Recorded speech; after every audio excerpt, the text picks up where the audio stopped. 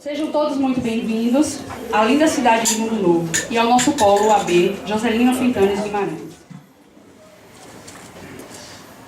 Convidamos a Filarmônica 10 de Julho para fazer sua apresentação.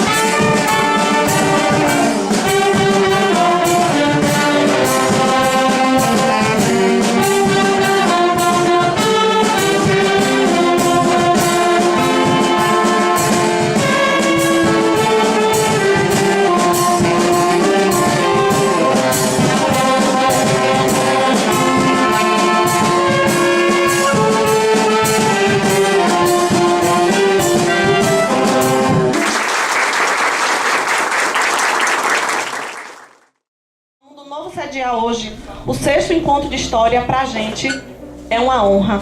Muito obrigada por vocês acreditarem que nós tínhamos capacidade de realizar um encontro de história.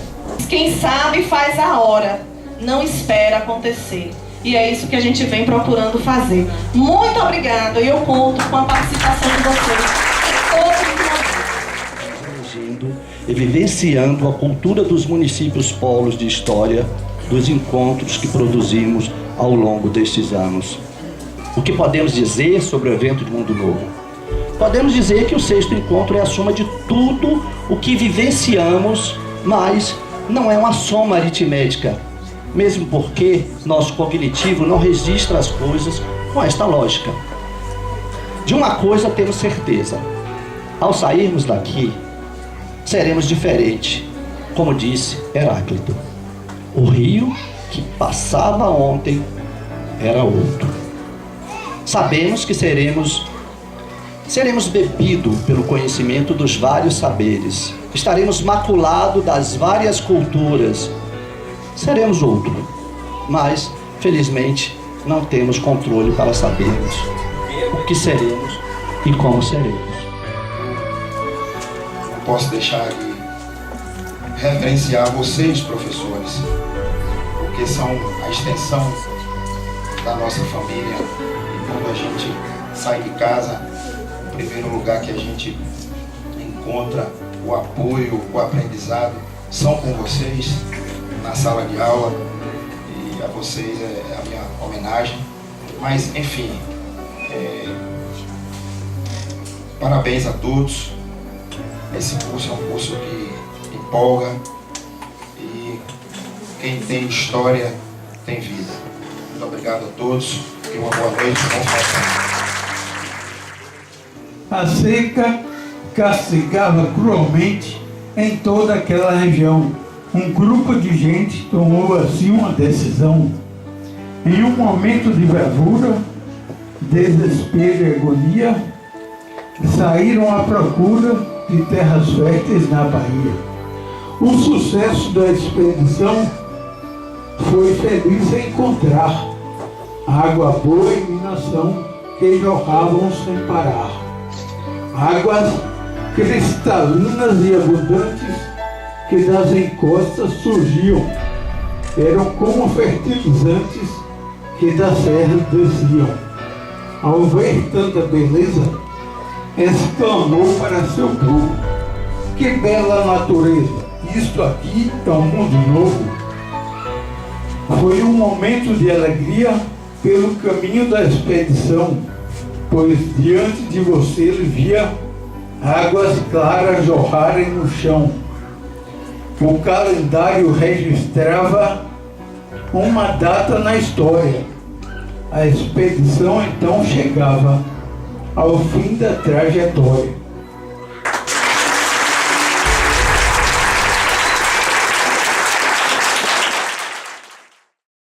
Após a gente conversar com os alunos a respeito da importância do ENAD, do questionário, mostrar o vídeo institucional realizado pela UNEB, eles estão agora fazendo um simulado para eles poderem se familiarizar com a prova, ter uma noção de como são as questões, saber onde deve mais ficar atento aos conteúdos. Então a gente vai verificar como eles vão se sair em relação a esse simulado e que eles também vão poder ter acesso às questões comentadas que foram passadas para os professores fazerem os comentários das provas que já foram realizadas anteriormente no portal do AVA, do ENAD. Então, após essas questões comentadas, eles vão ter uma maior noção de como é realizado o ENAD. O questionário do estudante é um importante instrumento de coleta de informações do ENAD. Os resultados obtidos permitem coletar subsídios para a elaboração do perfil socioeconômico dos estudantes e ainda para a construção de políticas de educação superior relacionadas ao processo formativo em nível de graduação. Ou seja, o questionário também é uma etapa do ENAD, ele é obrigatório. O ENAD, durante um tempo, ele não era obrigatório. O estudante optava, eu vou ou não vou. Atualmente, o governo federal disse é obrigatório, porque é uma forma deles estarem avaliando as instituições de ensino superior também. Porque a partir da prova de vocês, a instituição recebe uma nota. Se você não comparece, significa que você está inadimplente com o governo federal. E você só vai conseguir concluir o curso quando eles aplicarem uma outra prova daqui a 2 anos. E automaticamente você vai ser chamado? Vai ser chamado, porque no ano 2014 você foi convocado para fazer a prova. Não compareceu, a não ser esses casos que Carol elencou aqui, né? Que existe uma antes, tem que ser informado antes. Você não compareceu, está inadimplente. Você concluiu o curso, você terminou todos os componentes curriculares, tem 200 horas de atividade de extensão. Você forma? Não. Por quê? É como se você tivesse uma ausência de um componente curricular, que é o ENAD. Quando é então que eu vou conseguir formar se eu estou pronto? Se você não fizer ENAD esse ano, só daqui a 2 anos. Eu achei que foi bem esclarecedor, né, a questão do ENAD com as professoras. E o simulado também, para mim, foi muito importante, né? É bem diferente do que eu estava imaginando e eu acho que vai servir muito para que eu possa fazer essa prova do ENAD. Participar desse 6º encontro de História aqui em Mundo Novo representa tanto para nós, professores formadores, e acredito para os estudantes, mais uma oportunidade de diálogo. Agora, nesse momento, um diálogo mais presencial, um contato mais próximo com os professores, de uma forma que haja uma troca de conhecimento e uma sensibilização por parte de todos os envolvidos no sentido de tratar questões do ensino, da pesquisa, da formação do graduando em História nesse curso, né, que nós estamos acompanhando todo o tempo e que prezamos por um sucesso e por uma qualificação. Então, nesse sentido, isso é muito positivo. Porque nós queremos fazer uma devolutiva para o mosteiro. É uma forma de registro. Nós vamos registrar a nossa passagem porque nós somos de história. E o historiador não deixa de... Aonde vai, registra. E nós queremos repassar esse momento para o senhor, depois que nós concluirmos todo o nosso trabalho. O mosteiro, então, ele foi ligado à fundação. A fundação do mosteiro está ligada à Fundação Divino Pastor. Praticamente a Fundação Divino Pastor nasceu antes da fundação do mosteiro. O patrimônio da Fundação Divino Pastor, então, ele contempla a educação religiosa, a sustentabilidade da comunidade, a educação religiosa da região, através de escolas para a juventude, essa é a citação do testamento. Contempla também, além da educação religiosa, obras sociais. E hoje, considerando a atualidade, nós contemplamos também, dentro do estatuto que é previsto, um certo zelo e uma preservação ecológica. Hoje, então, nós estamos numa comunidade com 19 membros, temos um que está iniciando, que chegou para fazer uns 5 dias. Temos depois 3 conversas simples, um jogador que está caminhando ali, um valor de 60 mil lá. Então, conversas simples, quer dizer, estão no estágio inicial da formação. Não estabeleceram vínculos definitivos com a casa. E depois, temos aí, então, uma comunidade de 7 irmãos, confessos solenes, ligados à casa. E depois temos o sacerdócio. Também somos monges do Padre Mineiro. Nós somos monges, porém com um dado específico, o sacerdócio. Praticamente, então, nós estamos ainda em período de fundação. Uma casa é considerada já como uma casa finalizada no seu processo fundacional, estabilizada no seu processo fundacional depois de 100 anos. Nós não temos ainda o centenário. Nós temos ainda 25 anos para pensar nisso. No mosteiro masculino, geralmente as mulheres não entram. E no mosteiro feminino, geralmente os homens não entram, porque é lugar reservado. Agora, como lugar reservado? Por que lugar reservado? O lugar reservado para que os monges possam ter então um espaço exclusivo de vida, onde possa ter um tempo de oração, um tempo de leitura da Sagrada Escritura, um tempo de convivência fraterna, um tempo assim de intimidade com Deus ou com a própria vida, consigo mesmo ou próximo. Para ele é um espaço reservado para a vida dele.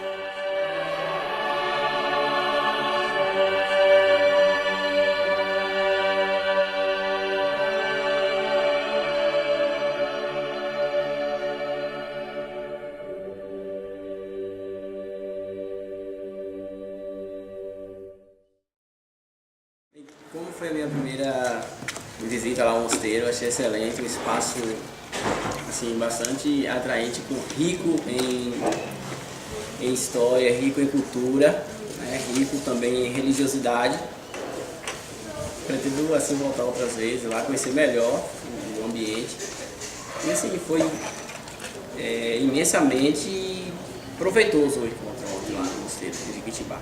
Nós procuramos fazer uma programação onde a gente saísse um pouquinho do espaço do polo e fôssemos a espaços históricos e culturais da nossa cidade.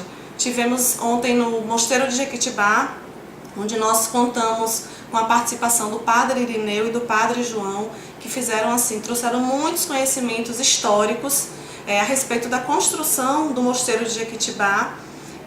E hoje nós estaremos no Monte Santa Cruz, teremos também a presença do professor Vanderlan, que é uma pessoa que faz um trabalho social e voluntário na nossa cidade, especificamente no Monte Santa Cruz, que tenho certeza que os alunos gostarão bastante. Realizar o 6º encontro de história aqui no Polo AB de Mundo Novo, Polo Joselino Fentanes Guimarães, para a gente foi uma honra, né?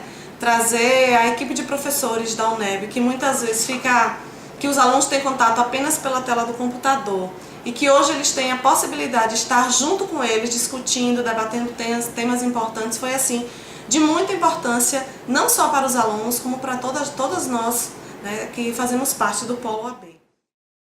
Penso que pode servir como ideia para outras pesquisas, porque há um elemento ainda muito novo, que é o jogo. E não é qualquer tipo de jogo. É um jogo onde você dramatiza uma situação histórica e os alunos aprendem história vivendo como os personagens da história daquele determinado tempo. É como se fosse um grande teatro onde os alunos vão viver personagens históricos como atores. Só que não é um simples jogo que acontece na realidade objetiva. Mas a gente utilizou um mundo virtual. Então uniu teatro, história e mundo virtual e casou. E o pessoal de Euclides da Cunha foram os primeiros a vivenciar, enquanto sujeitos da história, esse momento que foi o meu mestrado, que tem como base o RPG. Então eu trouxe o RPG dentro de um ambiente Moodle, que funciona também num ambiente como acontece a sala de aula de vocês, virtual, para aplicar a Guerra de Canudos, que Canudos, para mim, existe desde o meu ensino médio. Quando eu pegava o livro didático e via histórias da Europa, histórias de outros países, e quando se tratava da nossa história, dos movimentos que aconteceram aqui no Brasil, era uma nota. Eu nem sei se ainda continua sendo. Isso é uma loucura. O encontro também proveitoso quanto à questão do conhecimento, pela questão eu vi alguma apresentação dos pôsteres, deu para pegar algumas informações, as visitas temáticas e culturais, as palestras, esse reencontro também com os professores presenciais, que o encontro está proporcionando para a gente, isso é muito importante. E assim, acredito que hoje também estamos no último dia do encontro, que será assim, bem proveitoso, quanto à questão da outra visita que vamos ter à tarde, com a palestra dos professores, com os cursos que está sendo ministrado, está bastante proveitoso.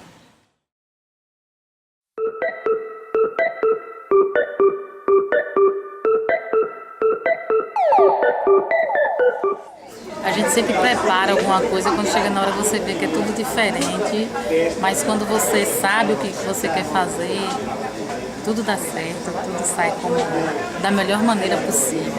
Vai me deixar saudade e com gostinho de quero mais. Uma dica que eu vou dar para todo mundo que está aqui: em trabalhos acadêmicos, evitem termos generalizantes. É inegável, todos os trabalhadores do mundo, esses termos anulam o trabalho de vocês. Porque se aparecer um, deixa de ser todos os trabalhadores do mundo. Eu acho que cada evento os alunos se preparam mais, trazem alguns elementos que a gente sentia falta nos primeiros posters, que a gente vai vendo uma maturação. Acho que ainda há um trabalho para se fazer, mas é importante ressaltar que eles se preparam, né, que fazer um pôster nem sempre é uma tarefa fácil, que eles se deslocam quilômetros e quilômetros para apresentar. Acho que precisa ser levado em conta isso também. E essa dificuldade que eles encontram pela falta de suporte, mas que eles superam, buscando com autonomia, com algum momento de pesquisa. Acho que vale, acho que eles têm melhorado com o passar do tempo. Minimizar isso. E para ver a observação de vocês e trabalhar com outras questões. É a questão do marxismo, que ele levanta a metodologia como um materialismo histórico, como um método de análise da história, né? E considera como motor da história, no seu conceito, a luta de classes, né? Que é discordando de alguns economistas, como Ricardo, Davi e outros, que diz que a economia é a estrutura da história, diverge, considerando que a luta de classes é a que move e constrói a história. Porque quando eu vi você citando ali a corrente historiográfica, né, metódica, positivista, falou do marxismo, se ateve ao marxismo, chamou bem minha atenção, depois a escola de análise. Então eu fiquei olhando bem lá pro temazinho, aí disse assim, bom, e qual seria então a escolha dele enquanto professor, na prática da sala de aula? Você vai apresentar as três, mas eu compreendi que você trabalharia mais na linha marxista, porque você se ateve mais, mas eu queria sim esse posicionamento seu, claro, para mim. Diante dos três, você enquanto professor, numa prática de sala de aula, qual seria a sua ênfase maior para até que seus alunos pudessem compreender mais e até ir naquela linha também, seguir naquela linha? O papel dos conceitos, né? E trabalhei muito mais especificamente a concepção positivista e o marxismo. Fiz esse destaque maior. E das finalidades também trabalhei muito a elaboração, a metodologia do trabalho com o ensino fundamental 2 e ensino médio, né? Na aplicação do ensino de história. Isso foi o que eu trabalhei na exposição aqui para a mesa da banca. Eu acho interessante porque coloca você diante de uma banca que exige um esforço de elaboração, de concatenação das ideias de forma presencial, né, que permite você apresentar todo o conjunto de formação que você teve ao longo daquela disciplina. Então isso revela para uma banca que você não é do teu cotidiano, expor o que você acumulou durante o estudo daquela disciplina da qual você está apresentando o curso. Eu considero extremamente salutar, assim, satisfatório, né, digamos assim, importante, porque é o exercício também de que você vai fazer uma banca de TCC, ou se você vai fazer qualquer outra seleção, vai colocando você em experimentação para esses desafios. Eu acho que isso é importante. E trazer para vocês um pouco da discussão a respeito da história contemporânea, que no diploma de vocês aparece com o númerozinho 1. O que vem a ser história contemporânea 1? Antes de mais nada, para falarmos de história contemporânea, necessitamos ir a uma outra questão que é um pouco mais complexa, que diz respeito à ideia de tempo, a ideia de como se compreende o tempo, né? A humanidade, sobretudo aqueles e aquelas que nos antecederam, já na Mesopotâmia havia as diferentes experiências de contar o tempo. Nós não estamos inventando a roda, não somos os primeiros, as primeiras a contar o tempo. O tempo sempre foi objeto de preocupação por diferentes sociedades. A compreensão e a concepção do tempo é que muda conforme essas sociedades. Então nós temos a ideia do tempo linear, que é a nossa, é aquela caracterizada na sociedade ocidental. Para nós, o amanhã está numa linha reta depois do hoje.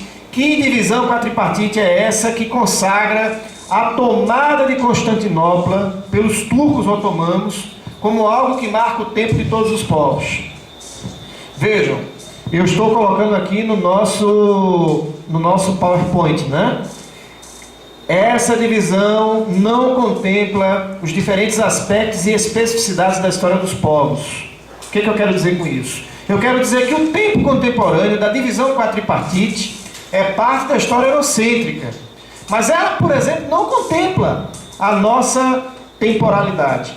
1789. O que era o Brasil em 1789? Vivíamos já no tempo contemporâneo? Para Boris Fausto, não. Para Boris Fausto, o Brasil contemporâneo ele é posterior a 1930. A idade contemporânea para o continente africano, e aí eu posso falar com certa segurança, porque eu sou africanista de formação, como eu disse a vocês, né?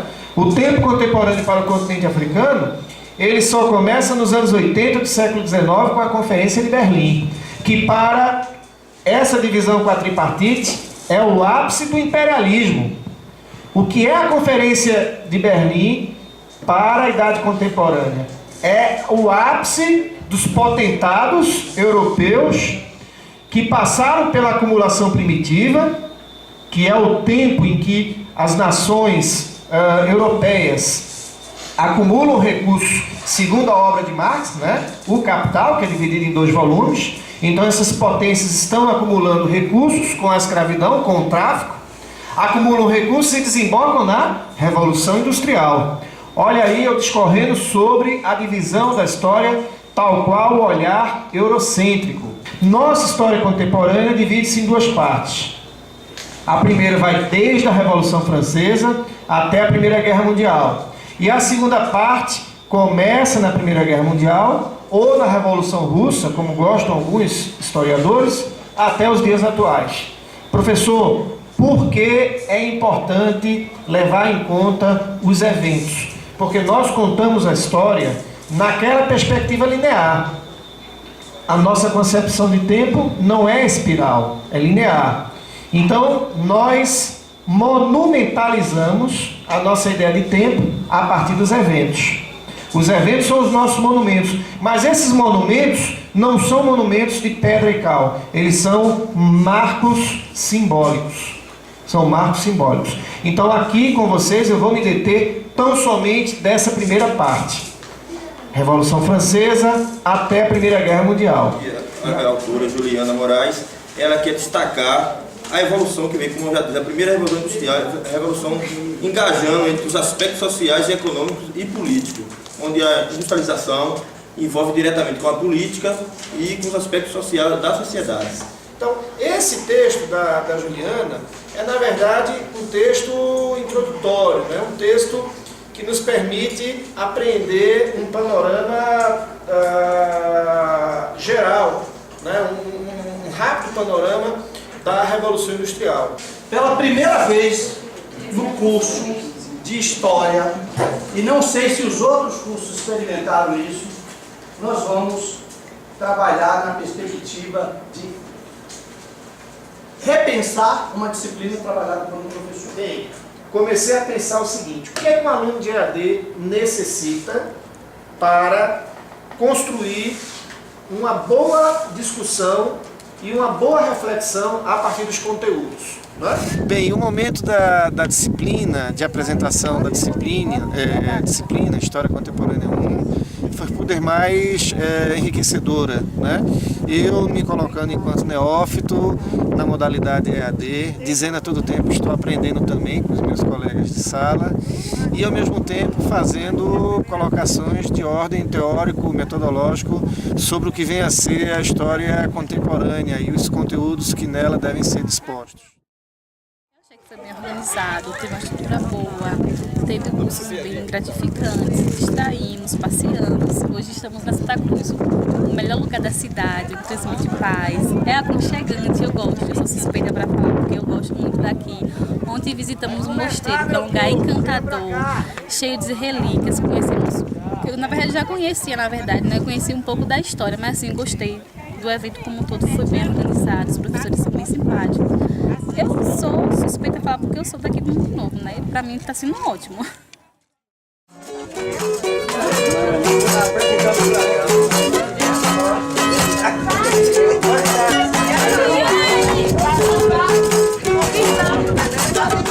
A gente tem o privilégio de ver um pôr do sol, que essa natureza nos oferece tanta coisa bonita aqui, um pôr do sol maravilhoso.